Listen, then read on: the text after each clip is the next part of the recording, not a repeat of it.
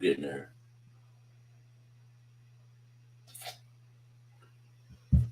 Here comes the juke. The juke.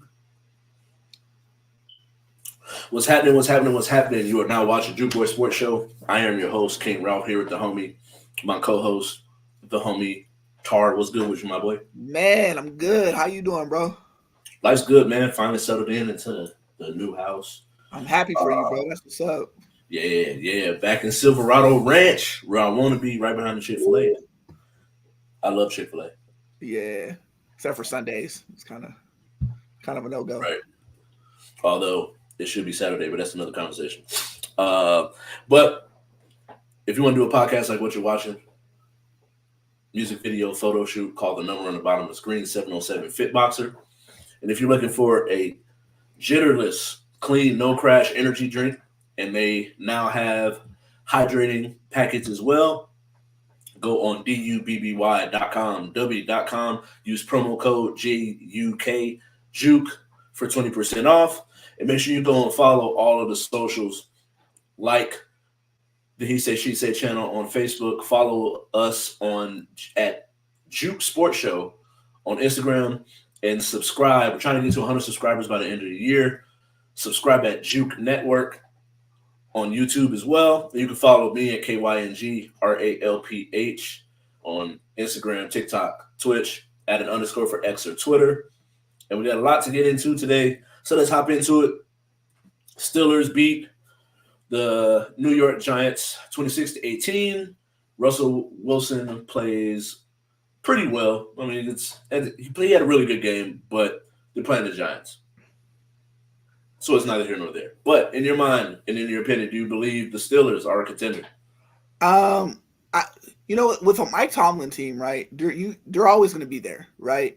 Mike Tomlin has a flawless record when it comes to winning seasons, right? And I think as far as quarterback situation is going, this is his best quarterback that he's had in a minute, since a younger Roethlisberger.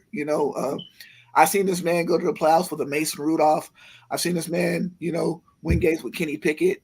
So now that you have a veteran like Russell Wilson, you got a young, good veteran in Justin Fields, and we've seen them both play, and they both look good. And the defense is playing, top tier. Arguably, TJ Watt is the defensive player of the year so far. That's what he's been playing like. I think everything is starting to line up. The one thing that I didn't like yesterday was the Steelers got gashed in the running game yesterday. That Giants rookie, had a field day on him yesterday. And the Steelers haven't played any divisional opponents yet. So that Ravens game is going to loom important. The Browns have found a new life, with Jameis Winston. The Bengals have been struggling, but the Bengals are still a tough out. So it really just depends on how they do in their division. If they start to, if they start to have some success in their division, then the way that they're playing currently now, if it translates over to division play, then the Steelers can be good, right? But the one thing that the Steelers fans should be a little bit wary of after the bye week, because they're on bye week this week. After the bye week, their schedule gets really, really tough. Like I said, they'll play their division. They play their division foes, and then sprinkled in there around, I want to say Christmas Day or around that time, they play the Chiefs. So we'll see how they do. They go on a gauntlet. Yeah, so they're on a gauntlet. So it depends on really how they look after that, because their front end schedule hasn't really been all that. It's not that big of a deal. But we'll really see who the Steelers are coming off of bye week. So we'll just have to see, but yeah. Yeah, just to shout out some teams that they play. They play the Commanders, the Browns twice. They play the Ravens twice. Ravens, Eagles, because I think they played the Ravens already once. No, they haven't. They haven't played a division rival yet. I don't see them yet. I see the Ravens once. Oh, yeah, they play them the game before Christmas. So they got the Ravens twice, Commanders, Browns twice, Bengals twice, and Eagles and Chiefs. And it's like, right now they're looking at, I think they're 6-2. 6-2. And so to play that, that schedule, I think it's going to be tough. I agree with you 100%. So I'm not going to expound on it too much with it. But I think that this gauntlet that they're about to go through is going to be a real test of them being a real contender. The higher they are as far as that winning percentage, the more I'll feel comfortable. Yeah, Because right now it's wide open. It's really like the Chiefs, and then we thought the Ravens, but then the Ravens, and we'll get into it as far as their coaching decisions. Um, but then now it's like the Ravens, the Bills, Texans with their injury. We'll see what happens with them. They're right there in that mix where anybody could be that number 2 spot. And the Chiefs, honestly, as much as they're winning games, they look like they could be had too if you got the right game plan and yeah, and you catch them on the right day. Because Mahomes is not having his best year, and they're still winning games. So I feel like the AFC can be had. Right now, it looks like the Lions are far and above the best team in the NFC, but I feel like it's a real opportunity. But so depending on how they play in this gauntlet, we'll see what happens next.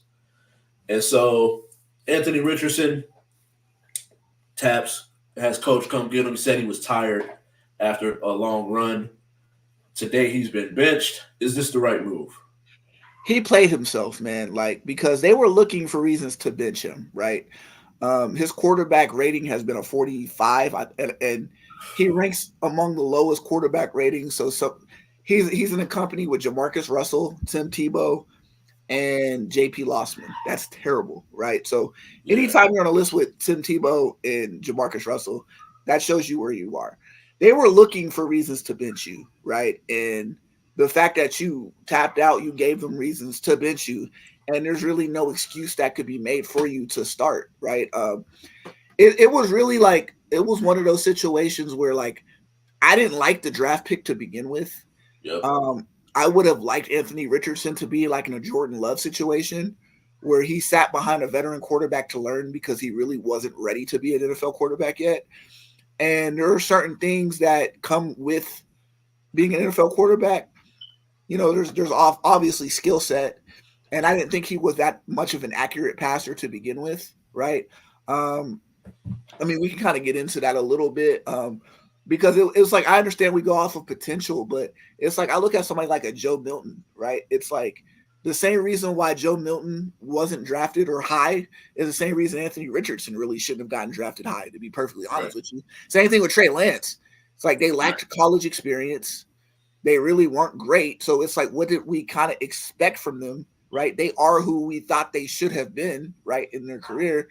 And so, but it's like you believed in him. He's a high pick. You're going to play him right away, even though he wasn't ready.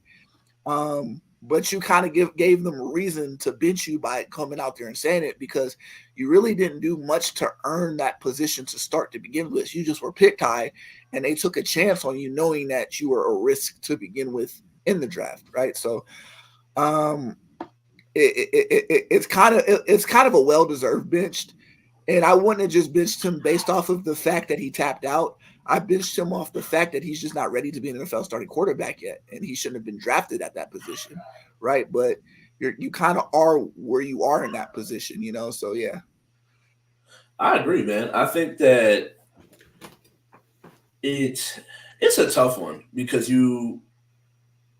for some of the reasons for the reason you mentioned, not that many career starts going into it, a lot of deficiencies in his game going into it. So it's like, do you sit him, let him learn, or do you let him play through it to get those reps, those in-game reps? And so I agree. I feel like the same thing with Bryce Young a little bit is let them learn and sit and watch behind a veteran and then give them the opportunity. I felt like with Anthony Richardson, obviously for different reasons, he's just not the quarterback that some of the other guys in his class was and should have never been drafted that high in the first place. But I feel like he just needs to sit. And so I agree. I think that he needs to sit, watch. I feel like he may have got a little comfortable being picked that high because it's like, as a person that's a competitor and you play a team sport, you never want to give your replacement an opportunity to replace you. And it's like for him to be like, oh yeah, just come get me, I'll get back in the game in a little bit type of attitude is how it comes off. Like I didn't play football, but in a like playing basketball or being someone that's like you're a starter, you never want to give your replacement an opportunity to come get you. It's like they got to drag me off the court type of thing. And so I feel like I feel like he just might have got a little comfortable while also not realizing the real work that he needs to put in because he's been terrible. I seen this stat where it was like only 4 other quarterbacks, starting quarterbacks or quarterbacks period, have like the completion percentage that he has. That's what I said. It was Tim Tebow, Jamarcus Russell, and J.P. Lossman. Because what was the other dude that played for the Bengals? He was on that list too. Was it Akili Brown? Smith. Oh, okay. Yeah, it was like bad, bro. I was just like, yo, this is crazy. And so, where we at? Right, move up. Cool. So, Jameis Winston, we alluded to it a little earlier. Jameis Winston comes in, moves the ball down the field. Although the Ravens have had, it's been well documented that they don't get their pass defense is awful. They're last in the league right now, but Jameis Winston gets them most points they scored this year. The offense looked great, looked good. Is it over for Deshaun now? Yeah, because again, like we kind of sit with Anthony Richardson. I think that the Browns were looking for a reason to come off of Deshaun Watson's contract, and the injury kind of gave him a scapegoat reason to get off of it because for weeks we've been talking about the media in general have been talking about benching Deshaun Watson because of his struggles. And Kevin Stefanski has took the firm stance of saying he's not going to bench him, right? Like, that's our guy. Is he your guy because he's the best quarterback on your roster, or is he your guy because of the contract, right? And now that he's injured and you see that he's not the best guy, and now that there's ways that you can come off of that contract, yeah, right? And then you could either hit the reset button because you're not very good right now, and there's a loaded quarterback draft coming up, so you can either draft your young quarterback, or, you could kind of go with, a Jameis Winston and then another drafted quarterback and have that quarterback sit behind Jameis. So if you're the Browns, you were kind of given a plan away from Deshaun Watson, but I kind of want to go out on a limb as well. Not only do I think Deshaun Watson's done in Cleveland, I think he's done in the NFL, to be perfectly honest with you, because he's kind of a hard quarterback to trust, right?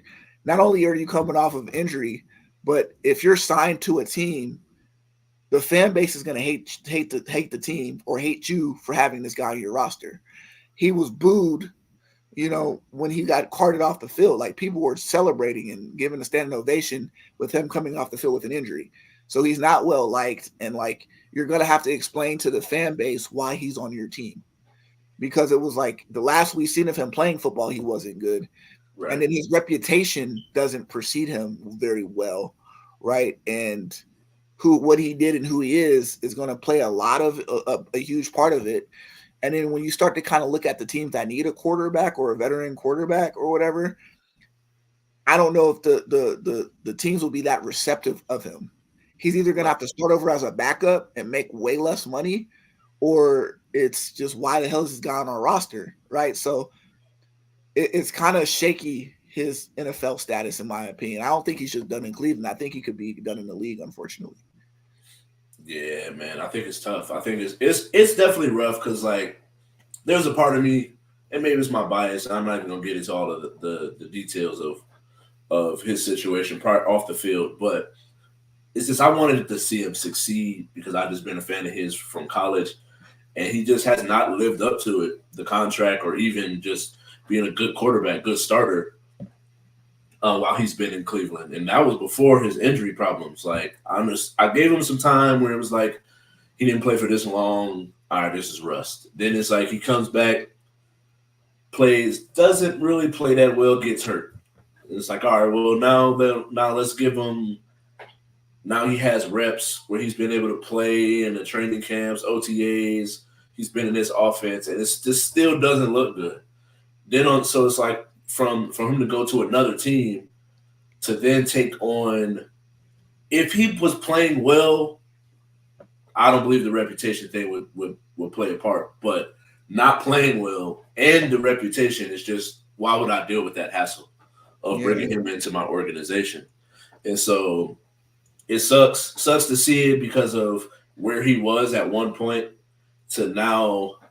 They definitely got to do a documentary about this, because this is it's been crazy since he threw for 5,000 yards from that moment to where he is now in just what, 5 years at best, is like crazy. And so to stick with another AFC North team, the Cleveland Browns beat the Baltimore Ravens in a close one. Who deserves more blame for the loss? Definitely Zach Orr. He's a first-time defensive coordinator. I don't want to say he's a Baltimore Ravens legend, but he was a former player. This was his like first major like coaching, and you can kind of tell he doesn't really know too much of what he's doing. When we think about the Baltimore Ravens as a team, you think about Ray Lewis, you think about T Sizzle, you think about pass rushers, guys who could set the edge. You think about Ed Reed, guys who are ferocious in the back end, and the Ravens just aren't that. Like they have the players, on paper, they have the best secondary in the league. And you mentioned that they're Right. getting looked in the secondary. Only guy that they have coming after the quarterback has been Kyle Van Noy, and he's in his 30s. So they don't really have a legit pass rusher. And today they made a trade that made no sense to me. They got Right. Johnson, the Panthers wide receiver. Absolutely made no sense to me. Like, the thing about the Ravens that I hate, and I told this to Kai today, I don't understand this. Like, back in the day when they really, really needed wide receivers, they traded for Yannick Ngakoue and then didn't keep him, right? Right. Now when you really, really need a pass rusher, you trade for a wide receiver. It just doesn't make sense to me. Like, I don't get it. It kind of stunts the growth of Rashad Bateman, who Rashad Bateman has been coming onto his own the last couple of weeks. So all of a sudden, you kind of make him into like an afterthought because you don't even use Isaiah Likely. So it's like it's an embarrassment of riches on the offensive side of the ball that you don't use. But at the same time, you got to learn how to stop somebody on the defensive side of the ball, because in the playoffs, you're going to be going up against Josh Allen. You're going to be going up against Patrick Mahomes. You're going to be going up against these elite quarterbacks, and you haven't shown the ability to stop quarterbacks. You're not able to stop Jameis Winston. So what Right. makes me believe that you're going to be able to stop Patrick Mahomes and Josh Allen and some of these elite quarterbacks, or CJ Stroud, if you can't even get after the quarterback, right? And Gardner Minshew lit you up, which is insane. Like, that should never happen. And Right. Gardner Minshew ass this year, so it's like, and he lit you up. So like, that's what I'm saying. Like, you need a pass rusher. You need some help in the secondary. I was actually shocked, with the trade line being what it is.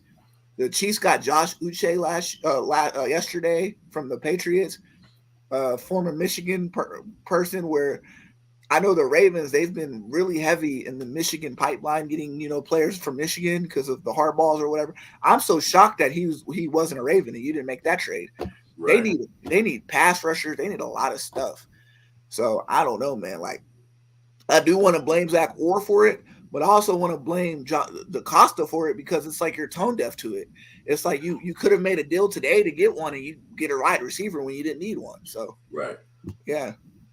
Yeah. And to answer both questions, I think for me, for some of the same reasons, but I also feel like in the end, if you handle business on the offensive side, so I'm going to give my part.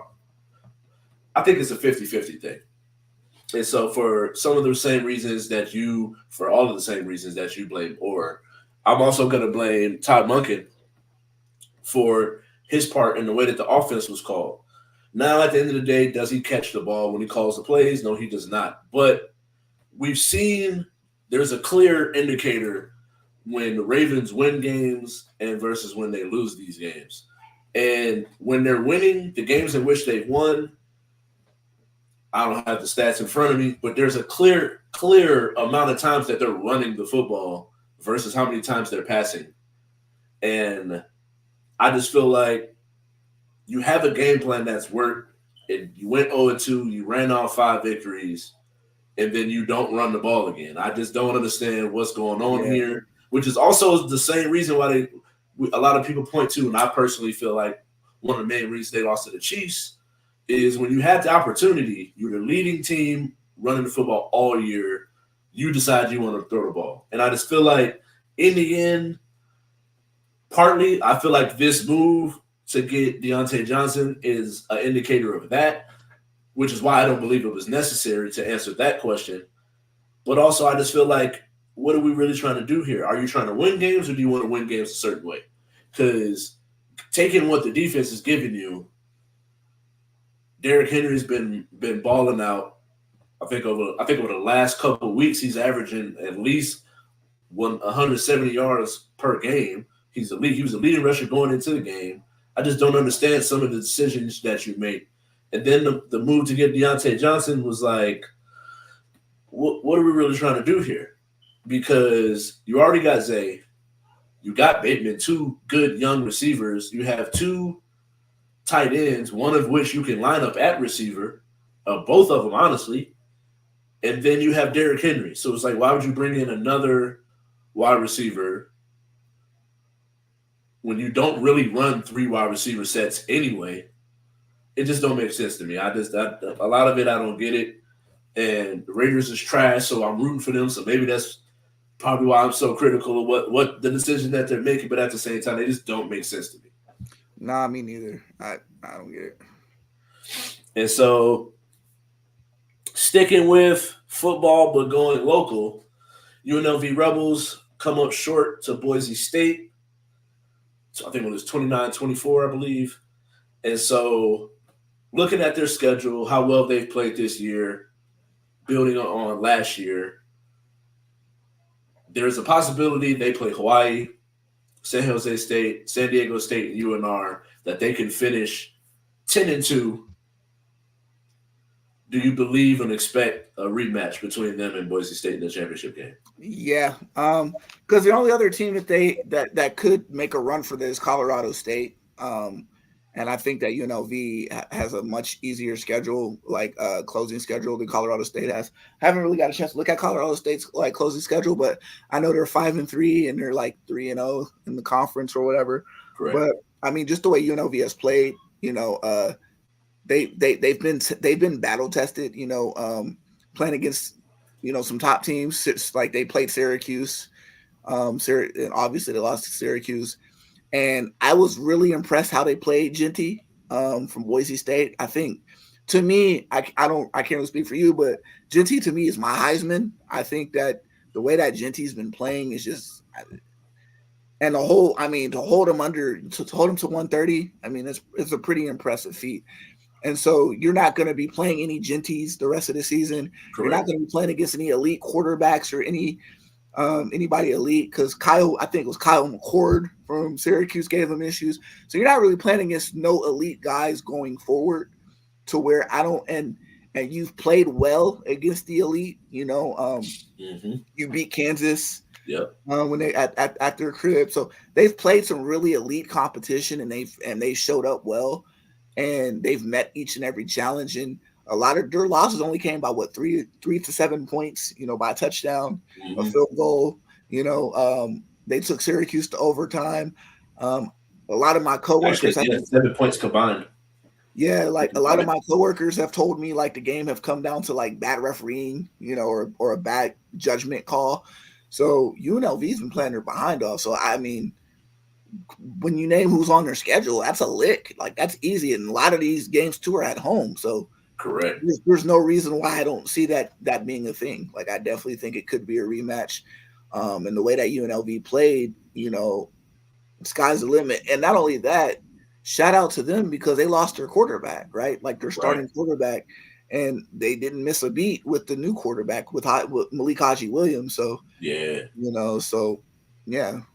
they've dealt with adversity all year, and Yeah, I don't really see a way. Not I don't see a way, but I think that I would expect it because of the schedule is in their favor. They play really well. The one thing though is like and maybe it's just this is the part of like being a Raider fan where it comes into play is these are the games that you should win. We played the games that people expected us to lose, and we won those games. Now, with the record that we have, how well the offense is playing, defense is playing pretty well as well. Ben, and just cleaning up those things. There's a little portion of a part of the game against Boise State where we're going back and forth, and then we make mistakes, and then now they're up by so many points. And so just trying to play that catch-up game where you play a clean game, the offense is clicking, defense is playing well, and the teams that we're playing up against, I would expect it. But these are the games that you should win of their schedule. So I'm curious to see what happens because I would love to see it. I'm going to try to get to that UNR game, and then we'll go from there. Trying to think what we got next. And so, did we talk about this one yet? LaMelo? Nah, we ain't talking about LaMelo. All right, cool. And so LaMelo's looking healthy, has had a couple good games, and he's shown that when he's healthy, he plays well. Now, whether or not it leads to winning games, but I think they have enough. I think they have some good young talent there in Charlotte. And so, do you expect LaMelo to have a breakout year? I mean, it's kind of tough because LaMelo has always played pretty solid. And I kind of have him and Cade Cunningham in the exact same situation, right? They're both young, good guards, and they're under 25. Big, tall, physical, can get you triple doubles a day. But the problem is they're on bad franchises, and there's really nothing you can do about being on a bad franchise. And it's like, what's good for you, like what's good for us, it's like it's not getting televised, and we don't really talk about it or see it because the teams are so bad. Right. And I think that it would be kind of beneficial for LaMelo to ball, but not ball that hard. And the reason why is because, like, I understand, like, you're not being on the Hornets, you're not going to get free agents like that, right? People aren't coming to your team. And looking at this up and coming draft, right? You have an opportunity, and I'm not the person to say, oh, just tank. But realistically speaking, if you're really, really bad, even if you have a great year, if you're really, really bad, you're almost in a situation that the Thunder was in with Shea, right? Yeah. Where they were bad enough to get a Chet Holmgren, and then all of a sudden it was like, okay, they were bad enough to get a Brandon Miller. They need to be bad one more year, and you might end up getting Cooper Flagg. You might end up getting or Ace Bailey. You might get who's the other Dylan Harper from Ruck. So it's like it's one of those drafts where it's like, I want you to be good, but I don't want you to be good, because then if you suck enough, you can get a player of need because you're not going to get a free agent. And then all of a sudden you have a really nice young big three, a core of guys that you can build around, right? Yeah. You got the young Ball, you got Brandon Miller, you got whoever you draft if you fall under that threshold of being bad. And then you got old boy from Kentucky that's still there, Miles Bridges. Yeah, you still got it's like then you kind of start to look at it a little bit. Grant Williams. Now all of a sudden you got some pieces there, and you're like, oh, okay, Houston or the Hornets could be really, really good, right? And then that's when I would want him to like go all out and ball. But it's like this year, you haven't really made any improvements from last season, right? As a team, you're still the same team as you were last year, and unfortunately, it's just like, you're still not in the upper echelon of the East yet. But one more bad year isn't the worst thing in the world for you, because then you can end up with that next piece to start building, kind of like OKC did. And then you can kind of end up being like OKC in the East. But I don't know, that's just my 2 cents. I agree, man. I agree, because I think that when you look at it, you got to hit on them, though. Because if you honestly really think about it, the one thing I would say is kind of a little different is with the Pistons, the picks that they've had over the last couple of years, there's no reason for why they like the pick, like the level of pick, like you get second pick, third pick, and it just doesn't look like they quite hit on them. Where you got the Thunder, they bring in Shea, they draft both the Williams kids, they get Chet, and then now they're building a team where it's like if you can get the picks, but you got to hit on them as well. And I think that the Pistons taking Cunningham, you get Ivy, you get Jalen Dern, you trade for Wiseman, that don't work out. Like you get Monty Williams, that doesn't work out. You get rid of him. I just feel like, yeah, you can do it, but I think the key part of it is hitting on those picks. Pistons like log jam, the first two. Pistons log jam. Because it's like every single one of those players that you mentioned play the exact same position. So it's like they're no different from one person to the next to where it doesn't make any sense, right? Where like this year's draft, like Bailey is a power forward, small forward-ish. He's 6'9", 6'10", so you could put him at the 4. And if you're Charlotte, you don't have that currently. You don't. You got Williams from Duke, but yeah, you don't have a guy who could get you 20 and 10 from the power forward position. Where if I look at Detroit, Jaden Ivey would be pretty ball dominant, but he can't have the ball because you got another guy, so he can't really play off the ball. And then you got the kid, the twin, Thompson, right? He's the same thing as this guy, right? Big, tall, 6'7" guy that needs the ball in his hand. So it's like you have too many ball dominant, needy guys that can't play without the ball. So it's like, and they're not really great shooters. Right. So it's like they all kind of do the same thing. They need the ball in their hand to be effective. And so I think I forgot about Thompson kid. Yeah, the Amon Thompson, 6'7" guy, kid needs the ball. Same height as defender, but he does need the ball. He needs the ball. So that's the problem. So it's like nobody can go. The person that has the ball in his hands is Cunningham, but Cunningham needs shooters around him, and none of these niggas can shoot. Right. So that's the problem. Yeah. So, I think that Charlotte's built completely different. Like Brandon Miller can shoot and play without the ball. Correct. Right. And so you got Melo, you got to surround him with shooters. Yeah, shooters and stuff, or somebody I can pick and roll with. Right. Right. And so in this current draft, you got a bunch of these guys. So that's what I'm saying. Like, it's hard to fail in the top 5 of this draft. This is one of the better drafts. Like, it's hard to fail in the top 5. It is. And then if you don't end up with any of the top 3, you get VJ Edgecombe, the kid from Baylor. He's nice. Like, it's hard to like fuck up this draft. It really is. Yeah, I agree. I never even thought about that, but I definitely agree with that for the sake of trying to build a legit contender. In the long run, I feel like it's the same thing. I feel like with the Raiders is stop trying to win games, keep AP, but lose as many games as possible. Get you a quarterback, and then see what you can do from there.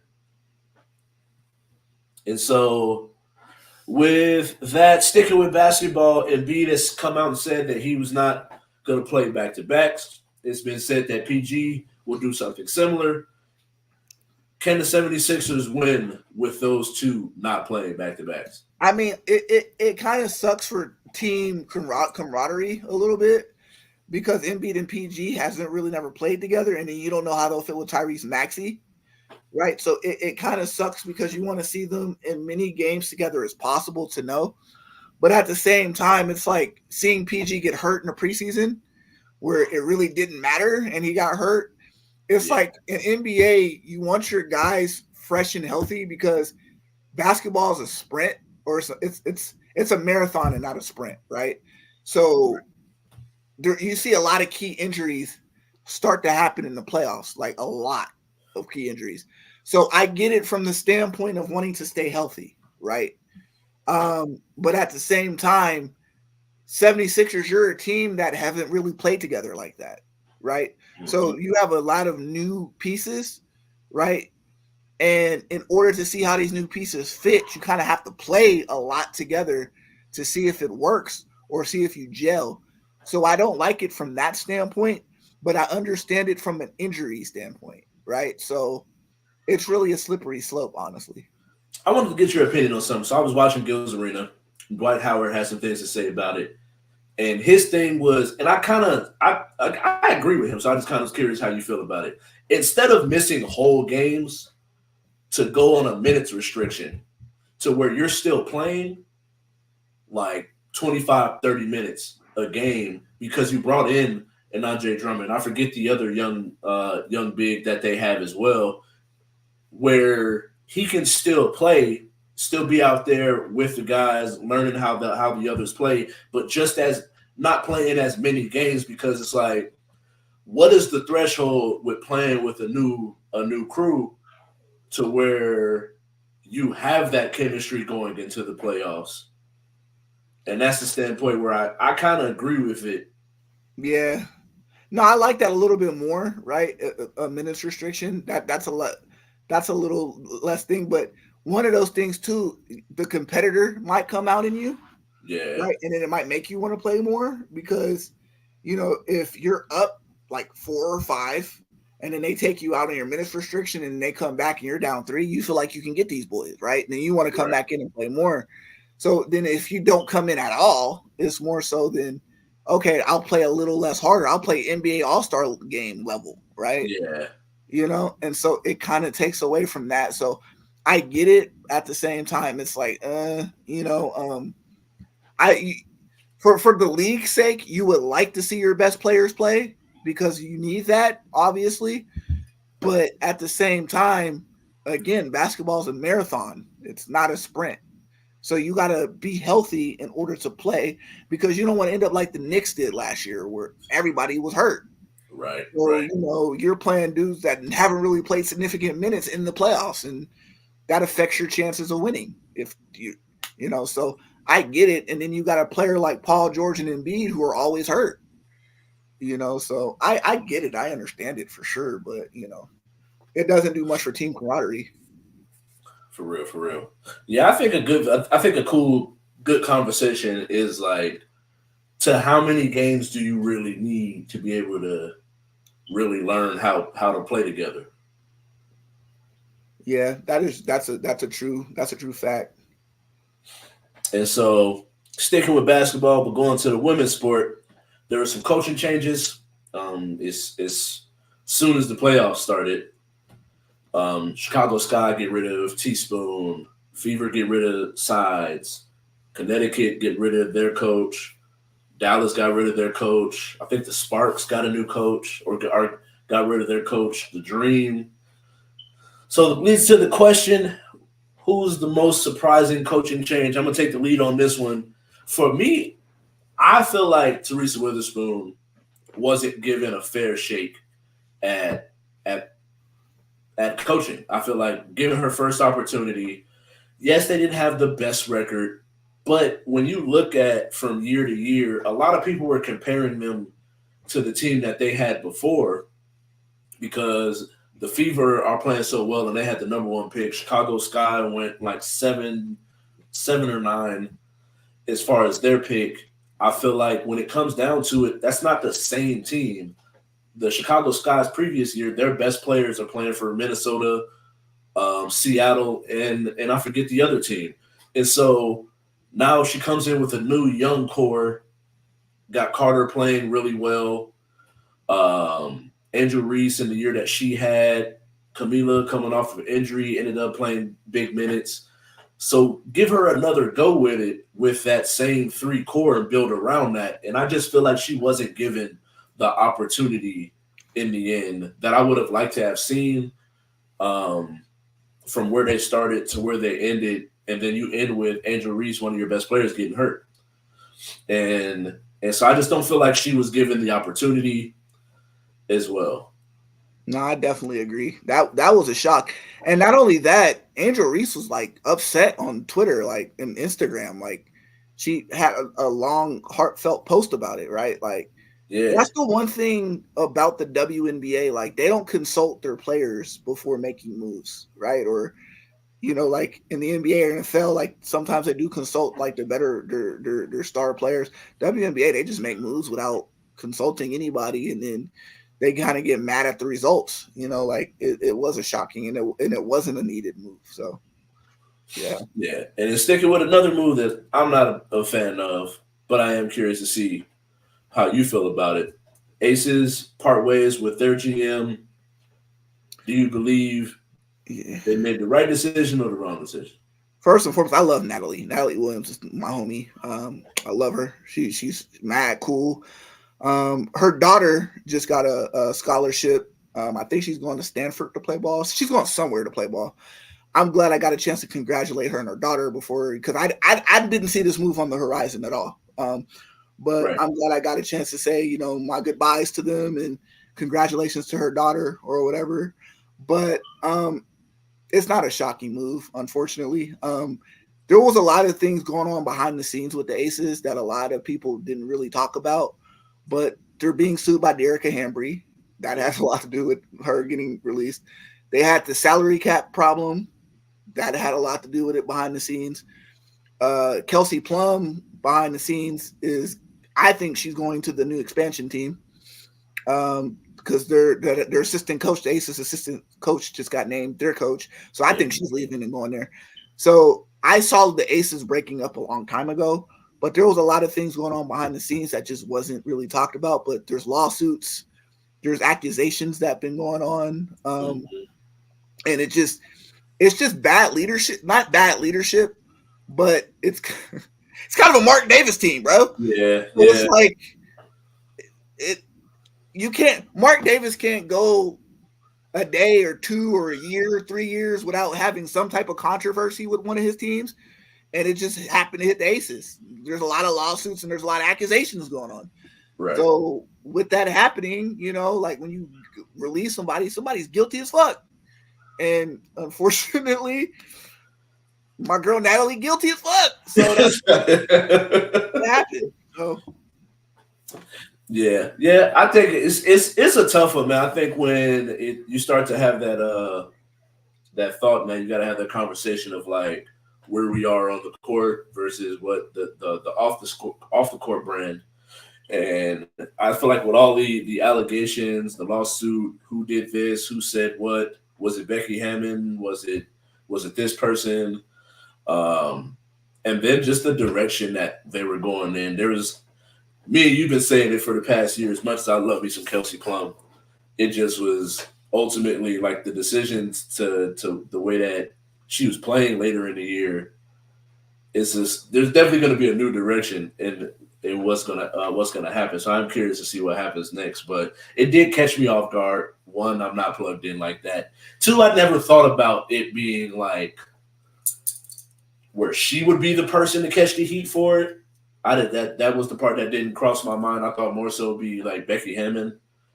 Um, would probably catch most of the heat for that, but at the same time, I can see why they would come to that decision. And so going with oh, actually no, we already talked about that last one. And so moving over to the off tops, Tyler Creator drops his album. I believe it's Chromacopia. Very good album. Needless to say, I think the thing I enjoy and that always catches me off guard, specifically with certain artists, is their ability to collaborate and feature artists that you wouldn't really expect to hear. Like there's a song with Sexy Red, Glorilla, and Lil Wayne, and that shit slap. And so just the creativity that he has, some of his thoughts, and we talked about gatekeeping when it came to him not too long ago, and just seeing some of his interviews, I feel like for the culture, we need to protect Tyler Creator at all costs.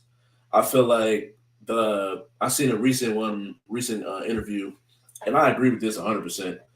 And if you pay attention to enough music that's in the mainstream media cycle, TikTok, and all of that, you see it. It's like for a generation that wants to be accepted for who they are and meeting them where they are in life. I just don't understand how we got to this point where everybody look and sound alike. Like I work in a nightclub. The amount of different people I come in, you gonna see. I feel like when it comes to a certain demographic, that 21 to like 25, 26, they gonna be dressed one of 4 or 5 ways. And it's just like, bro, like at some point, where's the individualism at? Like the creativity, like just to go back to music, like you get someone that wants to make music, my brother raps. When you hear the music and the content matter that he makes, you can tell that he's not like his generation. And so it's like, to what degree how do we get here is the type of thing. And so for me, I personally feel like from that standpoint, we need to protect Tyler Creator at all costs. It's funny to see him become the older grumpy man.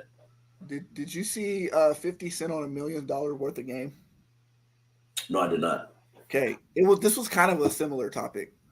So he said that I don't know if you knew, it wasn't really wasn't a beef, to say the least. But did you hear Designer made a diss track about 50 Cent? I did not, actually. Okay, so he made a diss. So similar topic. He made a diss track off of 50 because 50 Cent gave a story about Designer, using this as an example. He was saying that he was in a meeting with Designer, and he played Panda to him. And 50 was like, "This is a cool song. What's next? Do you have another song?" And Designer said, "No, this is the song." And he goes, "I mean, I could sell this for a year, but after this, what else is there?" Right. And he said that there's nothing else. And 50 said, "Get the fuck out of my office. Like, I'm not signing you." Right? Because he was like, when I was an artist, right, I had In the Club, then I had Mini Men, then I had this, then I had that. He was like, this new generation, they only think about one song and that's it. And they want to get big off of one song. But that's it. He was like, there's only so long that you got hoes in Atlanta. What else you got after that? Right. Nothing. Right? And so it's basically you're stealing everyone else's format. There's more one-hit wonders in this generation than there is guys that have longevity of a career, because you think that you're just going to get a hit off of that one song or one sound, right? Or you're only going to get hit off of that one look, right? Because everybody does it for the gram and TikTok, but you don't think about, okay, what happens when that's not the style no more? How can I evolve or revolve? Like, how do I evolve myself into something else? And that's what 50 Cent was saying. And Designer took it wrong and crashed out and dissed him. But it was a terrible diss. But it was one of those things to where it was like he was trying to like, yo, this is $1 million worth of game. If you're a young guy trying to get in the music industry, have more than one song, because that's where your longevity is, right? Right. Because there's a bunch of Trinidad Jameses. There's a bunch of these dudes, right, out there that got hit off of one song, and we haven't heard them since. Or we don't know that they exist because of a lack of originality of, okay, this was the song back then, but how do I transition into, okay, I can make this song. Can I make this song? Yeah, you know? I think that I'm glad that you used Trinidad James, because that kind of piggybacks on the thought process I was going to go with. Is I think and it's kind of funny. You bring up Trinidad James. I had the conversation with my brother about some what the direction that he kind of wants to go in, and then Tyler Creator kind of brought it all together. And so Tyler Creator brings up how a lot of them look at rap as an easy thing to do, because when you think about it, every other genre of music, you need to learn how to play an instrument, learn how to work the equipment. Where with rapping, all you need is something in your head or paper and pencil. And so they come into it thinking, oh, it's easy, I can do this. Other people are making money off of it, but then it's more so from the not the love for the art, but it's the love for the money. And so it's like, yeah, me personally, I as a person that loves as a creative myself, a person that just genuinely loves hip hop music, I hate that way of thinking. But if we're gonna do that, all right, at least have a plan that once you get there, that this is what I'm gonna do with it. Trinidad James, perfect example. Trinidad James was known in Atlanta as from I got friends from Atlanta. He was known in Atlanta from a business owner standpoint. And so he was able to wager the money that he made off of All Gold and the remix. Had a short little 3 year span where he was making, where he was known in the mainstream media. But then now, if you look him up, it's not like he made that money and went broke. He's able to make that money and be able to turn that into other things. And those are the things for me is why, like, yeah, as a person that loves hip hop music, I hate when people use it and don't really respect the craft. But if that's what you're gonna do in the way that you want to do it, don't just make a bunch of money, blow it, and now you broke in 3 4 years. Yeah, because that's the thing. A big thing. And so moving on, this one is a piggyback off of the LeBron situation. Yes, do I agree things were forced? But at the end of the day, as a person that has a child, if my, let's just say I had a son, because I love my daughter, but me and her would never be able to play in the same league. So to use this example, if I had a son, I would love for me and my son to be able to play on the same professional team. So I just personally feel like majority of people, given the situation, would do the same thing. And that's the part where, not to say that everybody feels this way. Obviously, we've spoke about this off camera. I know he feels differently. But most people that are talking shit are going to be like, given the situation, we do the same shit. Yeah, no, I agree with you 100%. But I feel like there's a level of earning certain things, right? It's like some people in life earn things and some people are given things, right? Yeah. And my point of it is, it's like, as a person that has dealt with nepotism, as a person that has his master's degree, worked in the sports industry, worked my ass off, have an extensive resume. When you go and get jobs, the one person that I can't beat is a white girl whose dad owns the company. She's always going to get the job over me. Right. No matter how hard I work, I can never get to that level because of nepotism, right? And it's not okay when I wake, like, it's not okay for me, right? And this is what pissed me off, right? It's not so much the whole situation. It just was a disingenuous moment. It was a created moment. It was a fabricated moment. Yeah. Right.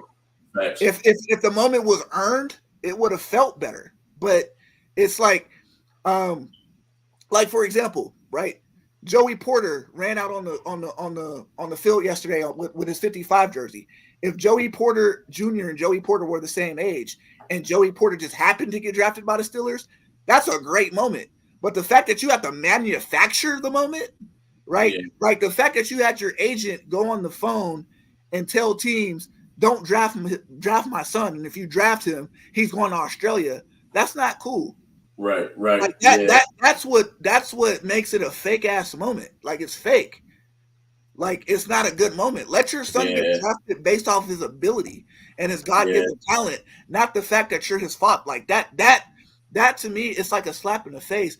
And not only that, it's like, imagine being a kid, right? Waking up on the draft day, right? The second day of the draft, and you want your name to be called, right? Like a kid like Armando Bacot from North Carolina, a leading ACC rebounder of all time, a kid that led his team to the national championship game, did everything through COVID, played with ankle injuries, all this stuff. He earned the right to get his name called. And for you to not be able to get your name called because of Bronny, that would piss me off. Right. Like, that's not cool. Like, I got to fight for my spot. Australia may be an option for me. I may have to go to Australia. You're using it as a threat because you know you're going to get drafted. Right? So that to me is the part that ain't cool. And then it's like you're wasting a roster spot that you didn't earn. Imagine being 14th on the depth chart, right? and you bust your ass every day in and out of practice, right? And a kid is guaranteed a spot because of who his dad is. It's not cool. You didn't earn it. So for me, it's like I wouldn't feel right about that moment because my son didn't earn shit. He was given it to it on a silver platter. He didn't earn his McDonald's All-American spot. The kid AJ Johnson on the Milwaukee was picked number 25th. He should have made the McDonald's All-American squad, but Bronny made it. He didn't earn nothing in his basketball career. He didn't. Yeah, because he was like if Bronny James' last name was Bronny Johnson, he's not in the NBA. He's probably not in the G League. If we're being honest with his skill, if we're being honest. Yeah. So that's what I'm saying. Like it's not. I'm not hating on the kid. It's just being honest. Like it's not okay and it's not cool, and he deserves to get dragged because it's not. Yeah. Because you're taking it away from a kid that honestly deserved it. Like it's funny that like I say this and I get laughed at. Like it pisses me off a kid like Drew Timme can't be in the NBA, and he had an amazing college career and did everything right in college, but because he's too slow and he's not good enough, he can't be in the NBA. But a person like Bronny can. Yeah. Because of who his dad is. He didn't deserve shit. Drew Timme earned that shit. Yeah, I agree, man. I think that like ultimately where Bronny is today, I just don't see him getting drafted. Now, I do kind of like the way he plays. I feel like it's an unfair comparison. The way that people look at it is, me personally, I'm not too pissed off about it because of where he's picked, and ultimately he could put it together and end up being it. But where he is today, I just don't think, coming off of how he played after the heart situation, given the minutes that he had, nothing that he showed was draft worthy. He should have definitely went back for another year to even prove a point of where he could be the main guy. But it's like you played a role player position. Your ceiling is Drew Holiday, which no strays at Drew Holiday. But it wasn't up until like at least within the last 5-6 years where Drew Holiday got the real respect that he should have been getting since the earlier part of his career. So it's like the comparison that we're given here to the degree is like you haven't even shown to be able to do that, but it makes sense. But I haven't seen it. And so that's the one thing is why I agree with he probably wouldn't be in the league if it wasn't for his dad. But then just leading up to it until they made that point, there was the things that I've seen was there were teams that were legit looking at him. So I'm just like, I agree with the manufacturing him to the Lakers, but I'm like, I could see someone drafting him. But it would have been late in that second round. And so ultimately, I can see where you're coming from with it because I do think that when it comes to college, I feel like people don't get opportunities. Like Zach Edey, I am very appreciative that he's at least given an opportunity because the way that they talked about him going into the draft was like, wait, what? Did you not see what he was doing?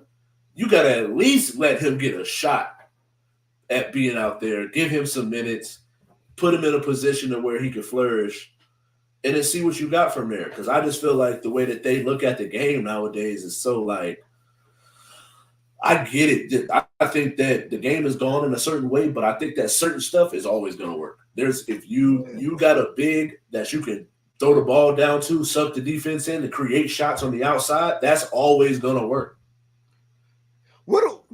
Real quick, like not to be too long-winded, what was our boy that Hayden played against? He went to Baylor, and he should have made it to the league, but they just was hating on him because he was too short. It's kids like that. Oh, Pierre, bro. Like people like Pierre, bro. That's why Bronny pisses me off because it's like I've seen Pierre I was at the game. I interviewed him when he broke the G League scoring title. Yeah. He could have been like Isaiah Thomas, but you didn't want him because he was too short.